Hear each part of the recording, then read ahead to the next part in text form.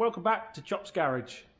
Now, after a crazy few days, I've just messaged the Toyota lady. Those who don't watch the videos regularly, there's a lady that's had an old Toyota off me, 2006, and the cover's blown off the rear of it in a storm, and she asked me if I could sort one out for her, and I've been a soft touch and got her a new one. Well, it's been so crazy, I haven't managed to put around the house yet and get the paint code off the Toyota so I can scuff up and paint a new cover for her. But I always let people know the score, even if I can't get something done. I always message them to let them know I haven't forgotten them, because there's nothing worse than just hearing nothing from a dealer. But she messaged me back, and I'll tell you now, this is the one thing you never say to a mechanic or to a dealer. She said, "Don't worry, there's no rush." Never ever say that. You have so much on, mechanics have so much on, dealers have so much on, that if you say don't worry about it, there are a million other things that I could actually get done first, and I can push that further and further and further down the queue if you like. So yeah, that's my top tip. Never say that to anybody who's self-employed, especially. Never say don't worry, no rush, because I have a rule about saying never say that to a paint guy. I always say everything to everyone when they ask me, any of the self-employed guys, when do you want it done, James? Well, I wanted it done yesterday, because otherwise it's just too easy. Things crop up, and you can end up, things happen all day long, and you end up prioritising other stuff. So that's my major top tip for you. But I am going to swing by tonight and get the code, because I know if I don't, I'll never get round to it. So sooner the better. Especially when I should be doing things like valeting this that I got a few days ago, didn't I? That's pretty much retail ready, just needs a valet, and I still haven't valeted the Cougar yet. So as I said, I could prioritise a ton of other things over and above it. That box, by the way, is the electric mirror for the DS3 that I mentioned in the last video. A lady was saying the mirror wasn't folding on a DS3, so I was soft touch and got that as well. Now, I've got some bad news on the Camry. Again, those who don't watch the channel regularly, this is a T-plate Camry. It's inside because everybody told me I should need to lock it up because the catalytic converter is worth more than the car. Plus, as I've sold out on stuff and I haven't got stuff ready, I thought I might give it a clean, but I should do other stuff first, shouldn't I? Yeah, so I've got this Toyota Camry with 230,000 miles on it. I just thought it was really cool. So I went to get the paint code for it the other day so that I could start doing the paint bits on it. And when I did, I thought, well, I could not find, and I still haven't found it, the VIN plate. I still haven't found the VIN plate to get the paint code. So if anyone knows where that lives, let me know. So as I was searching round all the car, I looked at it in a way which I haven't looked before, which is, pulling carpets up and all sorts. And I found something pretty horrific. Let me show you. Just popped the boot. So I thought one of the places I couldn't find, I've probably looked at it 5 or 6 times and not seen it, but I thought one of the places that it might be is in the boot. So I thought I will pull up the carpets and look on it. Now you can see straight away daylight. You shouldn't see daylight. So in this corner, let me see if I can get you a torch a second. Good job, the little top on jump packs with a torch on them. I had a little poke in here and look what I found. Lots and lots of rust. I think it's solid this end, but all this is rotted right out down here, and this is the side that had the bubbling on the outside down here as well, didn't it? So obviously I think at some point water's got in there, sat in there, because all the jack's rusty, everything else. We've even got a pair of rusty pliers in here. Look how rusty they are. Wow. I don't want to make a mess in the sales floor, but that seems solid there. That's all pretty solid along there, but welding is needed. So I've decided before we go any further with it, even before I start painting it or cleaning it, let's get it down for the MOT. We know that's going to mean it needs to be welded up. What we need to find out is how much more of it is rusty. I poked in the other side, and the other side was good. I got underneath and had a look along both sills, expecting the worst. So I do think the car fundamentally is sound. Famous last words. I think something's happened in this corner. Like I say, it's got water in the boot at some time. It's been left, because the other side is perfect. It's been left in there to rot through. So the Camry is definitely going to need welding. It's something I could do. I'd need a lift really to do a decent job of it. Again, I just don't know I'm going to have the time to do it, to be fair. So I'm probably going to leave the boys to do that down in more. So we'll get the car down, get them to look over it without MOTing it first, because I don't really want to go through the MOT with rot on it and that, and then get them to do the repair and then get them to MOT it. But to be honest, I'm not really worried. I say I'm not worried about costs. I'm going to overspend on it. I'm going to probably spend more than its value, but I really like the car. And you know, if you're a car enthusiast, sometimes you do that. I'm lucky enough to do this as a business, so I make money out of cars, and you know, every now and then I will go a bit overboard on one. So we'll get all that done, and again, once all that is done and it is MOT'd and we got it polished up and painted, we are going to do a raffle on it. And I think once that's all done, it'll just be a cracking car. There's just something uber cool about it. Let's come around the front end and have a look at this. As I walked out to it again the other day and saw it, I don't know why, I just think it's a really cool car, and I am convinced with a little bit of effort it's going to come out looking mint. Petey's in the house. Hey, old school Petey. He needed to borrow a machine to. What do you need to turn off the service light on your car? Yeah. But Launch has sent me across one of their diagnostic machines. Now we normally use a topped on, but I said to Petey, this has been sitting in its box waiting for me to give it a go, and I've been too busy. I said to Petey, do we want to give that a go? Now I've heard some good things about Launch. You reckon they're a good brand, don't you? Somebody else said they were as well. I think they're quite all right. So we're going to give it a go and see how it gets on sorting out Pete's Astra, and then we might try some more pressing, troublesome stuff. You know those videos where they have the monkeys and they say, look at their dexterity and how they put things together. It's like watching one of them, mate. So we've got Petey's Astra for a live test. Well, it's not live, is it? Because I'm recording it, you plank. So a test of the Launch bit of kit. So I know how to do this on a topped on, but I don't know how to do it on this. I'm going to be interested to see how easy, for me, it's usability. It's how easy this is to use, to go through the menu system, because I can't read instructions. I can't be bothered. Got to read the instructions, or the instructions, mate. You're a man. Surely you don't read them. I have charged it up in readiness. Right, let's have a look. It's on. Should we sit in the car together? Look at... Oh. Righty ho. So what's the problem with it? It's you can't get the service light out. Can't know that. Oh, no infringement, please. Service vehicle soon. And that won't go. Well, that's some on the Vauxhalls. Isn't that also an engine actual problem, like an engine problem? We'll soon find out. Because I've had that on one of these before, where I thought it was just a service, but it's actually like it was an oxygen sensor or something instead. Right, we'll soon see what it is. We'll see if Launch finds out what it is, won't we? Doing a scan of the VIN. Now, topped on doesn't always grab the VINs that easily. We'll see if this one does or not. Oh, it did. Found it. Okay, cool. Good start. Crack on. Crack on. Found your VIN. Right. Press OK, I guess. Oh no. It's coming up. Let me just go. I'll jump in the gun. It's got the right model. We'll see what comes up. The other thing I am different, yeah. It's electronic handbrake. And that come out in the code and it's switched off. Well, it's turned the electronic handbrake off itself. Mm. Did you want me to cut these bits? Are you planning on flogging this car? Oh, I'll just give this one away, like I give them away. Pete gives his cars away, by the way, so if you can find him, which is quite hard to find on social media somewhere, then you can give him a sob story and he'll give you a free car. Oh, Christ, How do you think I got all these? It's already registered to me. I was worried you'd nick it, so it's got Chops Garage already on it. That's all right, mate, yeah.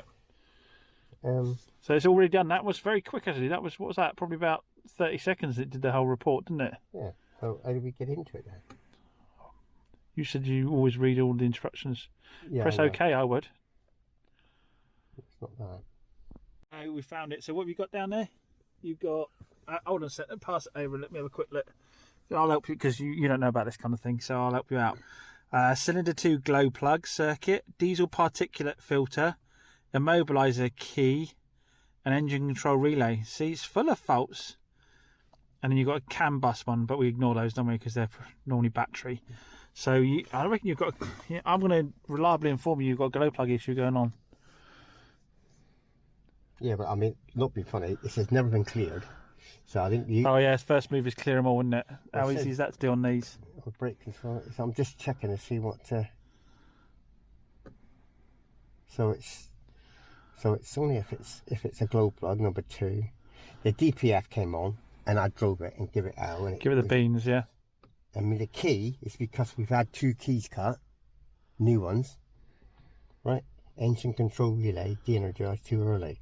No idea what that is. It's got nice long descriptions. I don't know if that's generic on all systems or not, but the descriptions seem a bit longer, don't they? I'll just take a picture of those if you don't mind, James. And I think we can email them. I'll research them when I get Okay. home. We're going to clear them and see if they come back again or not. Well, yeah, that's what I will do. So we're clearing all the codes and we'll see what codes come back on Pete's dodgy Astra. Yeah, well, that's a cheap one, isn't it? I only pay pennies for it. And pay pennies for it. Well, yeah, not what I could. For 2012, what I paid for it, you wouldn't even be able to buy a clutch for it. Sounds like we should be trying to do a deal with Pete on this car. No, look. Does any come back? No. Should we start it up and see if any come back?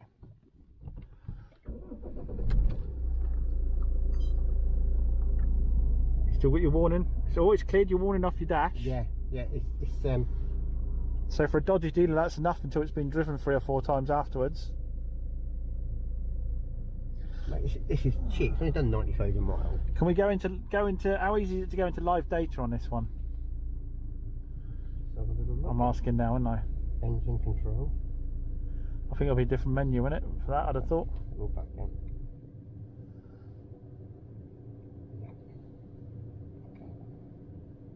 Click read live data, which is probably live data, isn't it?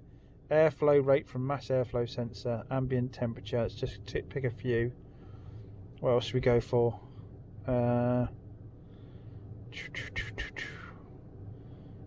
Engine coolant temperature. Let's have a look at that. Let's just pick those for a second.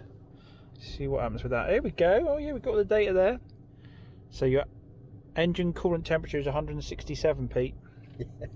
Is that good or bad? That's Fahrenheit, that is. Okay. And then you got your airflow. It's showing us the airflow. So the live data is easy to pull up as well. Well, I'd say this is just as easy to use as a top don. Difficult to say without more use as to whether it's better or not. But what's your viewpoint, Peter? Do you like it? Yeah, I like launch. You like it? I like launch, yeah. Yeah, well, yeah, I'll have it back though. Yeah, cheers, thanks. Oh yeah. I'll turn it off before I unplug it. You Diagnostic £25, will I? Have you got cash on you? So yeah, nice little bit of kit that. So looking at the launch, it's more expensive than a top don, but it does seem to have a lot of top end features. So if you're doing more serious car flipping and want to resolve more faults yourself, it looks like you know, for example, we can do injector coding, electronic parking brake resets, throttle resets, power balance tests, EGR resets. It can do ABS bleeding. What else have we got there? Brake pad resets, gear learning, DPF regeneration, EDR adaptation, suspension matching, tire resets, stop-start resets, AdBlue resets, headlamp resets, gearbox resets. It does the cooling bleeding as well. So very high-end. I think it's also got, I mentioned down here, live data testing as well of actual components like your sunroof, things like that. So a very high-end bit of equipment, which is probably why a lot of the mechanics I was talking to use these and say that they are decent bits of kit, because obviously they've probably got slightly higher needs than the kind of sort of more basic stuff you use on a top don one. So yeah, definitely if you're playing with cars more seriously and some of the newer stuff as well, which has got some very complex systems, it would seem that the additional spend would probably be worthwhile. They have given me a discount code for it, a 10% discount code for it, so I will put a link in the description down to their Amazon page with the discount code on it. So big thanks to Launch for sending us one out to try out. Well, you faithful choppers, I think it's about time we started sending you out some prizes. So we're going to do a raffle. It's going to be a cheapie. It's going to be the first one we've ever done. It's going to be a nice little run up to doing things like giving away cars to iron out all the bumps and see how it works. So we're going to give away a load of the equipment. I'll go through it with you now. So we're going to do a raffle. It's going to be 50 pence per ticket. we're going to have 4 items in total to give you better odds of winning something. All great items. We'll go through them in detail. So first up, what we're going to give away is we're going to give away the launch unit here, the diagnostics machine. So this is the one that is sort of, you know, well, it is professional level. Spoken to loads of the mechanics. This is the kind of kit they use. It does a lot of high-end things. It'll do like this thing is about £460 with the VAT, included with the VAT. And it is a really impressive bit of kit. So yeah, if you're looking to flip cars, especially some of the more modern stuff, and want to save yourself a fortune on diagnosing and not playing part starts, this is a really essential bit of kit. But even if you just got your own car and you want to be able to maintain it yourself, you can't do much better than this professional bit of kit. We've only had it out there once. We demoed it with Pete earlier, didn't we? So it's all boxed as new, with all the instructions, with all the cables, all ready to go. We've got a Top Dom JS 1200 to give away as well. So these are the fantastic little jump packs that you can obviously use to jump your car, or just use it as a battery pack, because it has outputs on the side here. Here it's got the outputs that allow you to plug your phone in via USB or games console, whatever. It's got the torch on the end of it. It's got a torch on the end of it there, so it can be used as a torch. So a fantastic bit of kit to have kicking around in the car for you. And like I say, if you've got multiple motors kicking around, a fantastic little jump pack as well. Really useful bit of kit. Again, only used it a couple of times to demonstrate it. It's got all its packaging, all its instructions. We do have a Top Don battery tester on the way as well. I can't show it to you right now. It's on its way. So we've got a little battery tester for you as well that you can plug onto your battery. You can read whether your alternator's putting out the right amount of volts. You can read how good the battery is, what its recharge rate is, whether it needs to be binned off or not, because you can waste a lot of money changing batteries. They're actually okay. And batteries aren't cheap these days. And we've also got something we haven't featured on the channel yet. We're going to be putting this on my Porsche. I've got another set to put on my Porsche. It's GT Shine, ceramic spray, and ceramic shampoo. So those who don't know about ceramics, they give the car like a hard coating. That means that water beads straight off of it. Things like bird poo and that can't get and damage your paint. And it comes with the drying towel as well. I think this kit altogether comes out at 40 odd quid or something like that. So you've got the drying towel there, you've got the ceramic spray, and then you've got the top up shampoo as well. So we've got 4 fantastic prizes to give away. You'll be pleased I'm not trying to run the raffle myself when I'm so busy, otherwise it would probably be unmanageable. We are using a third-party professional company that manages raffles. They underwrite the raffles as well, so your money is safe. So if for any reason Chop's Garage disappeared tomorrow, you still get your prizes. They underwrite all of the prizes, and they independently draw the winners as well. So I'm going to give you a link in the description down below to do that raffle. And go for it. Let's get as much out as we can, because I'm going to donate 50% of the proceedings to the Devon Hospice. We're going to give it away to the Devon Hospice in memory of my good friend Kenny, who unfortunately passed away recently. And they do great work down at the hospice, so we're going to give away 50% of the proceeds to the hospice. So yeah, there's all the prizes again. I said the company running the raffle for me, they have been approved by Apple, by Google, by Facebook. They do all the raffles for the big YouTubers, so it should go all nice and smoothly and easily. And yeah, once we've had a bit of an experience this, we can start doing some of the bigger prizes, like the Toyota Camry. Well, guys, something a little unexpected has just happened. This has happened. A Maserati Ghibli. But you're going to have to tune into the next one for me to tell you all about this. Thanks as always for watching. Catch you again soon.